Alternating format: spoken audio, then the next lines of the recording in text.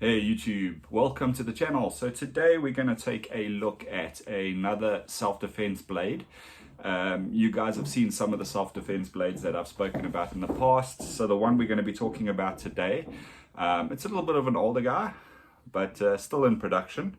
Quite a nice leather sheath on this one. The new one is a Kydex sheath. This is the Bar TDI. Now the black coating on this has come off or been taken off or whatever the case may be, and you can see she is still an effective blade for combat. So the idea behind the TDI is it's a last ditch knife. So this would sit inside your belt or clip on your non-dominant side. So if you've got a firearm, you would have your firearm on your right side and you can't get to it because you're wrestling, then you can grab this out quite easily and sort of get yourself out of that situation. And of course the TDI has got that really cool sort of shape to it, so when your hand is more or less in a straight line, it's in a stabbing motion, and of course you can slash quite easily with it. I enjoy this knife, but I do find it a little bit small for the sort of style that I do. I do have other self-defense knives in a similar sort of size, which would be effective in a very similar sort of way, but they're folders.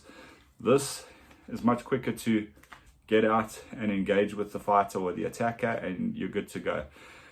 Really cool little knife. A few things that I've found with them: this size I think is probably ideal just for a quick scrap. You're not going to do a lot of damage unless you hit vital points. Don't get me wrong, you are going to do a lot of damage, but you're not going to maybe do enough damage to end a fight if the guy is up on something or whatever the case may be.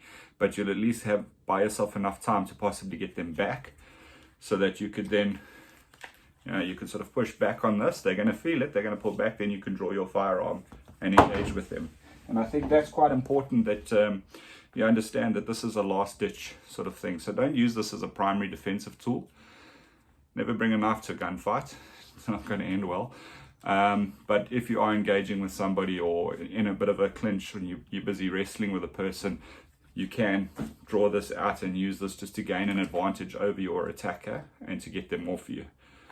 This is, I would say, a very cost-effective way of keeping a defensive knife. And just by the way, it's quite easy to conceal carry this. I have some others that I do conceal carry, but this one is probably sort of one of my favorites in the style.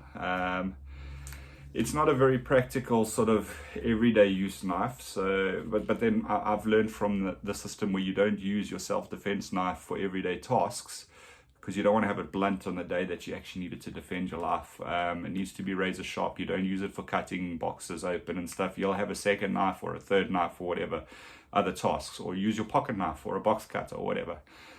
Don't use your self-defense knives for everyday sort of tasks. It's just my 10 cents. So this is the TDI. We are going to get a bit of a closer look at it on the bench, just so you guys can see the sort of styling of the knife and how it's laid out. So let's get down and have a look. So here we have the Bar TDI. As mentioned, it comes in this specific version. It's got this leather sheath. You can see it's quite nice in the way that it's set up and made, etc. The person I got this for did stitch this up a little bit further from where it was, just to get a bit more retention on the knife. But yeah, easy to draw. There you have the blade itself. You can still sort of see the Bar branding over here and the logo over there, the TDI logo. This one, like I say, has been carried for some time, but still in really good condition. It is quite a nice piece of steel. This one is still very sharp. You can have a look at the scales on this. It's quite a unique design for the engagement, and it actually sits quite well. I'm more of a fan of the large TDI, to be honest. Just to mention, there is some jimping over here, jimping over there, nothing in there, but there is some up here for where your thumb can rest on the knife. Comfortable, very cool, but a little bit small for my hands, hence why my preference is towards the large TDI. But there you have a quick look at the Bar TDI self-defense knife.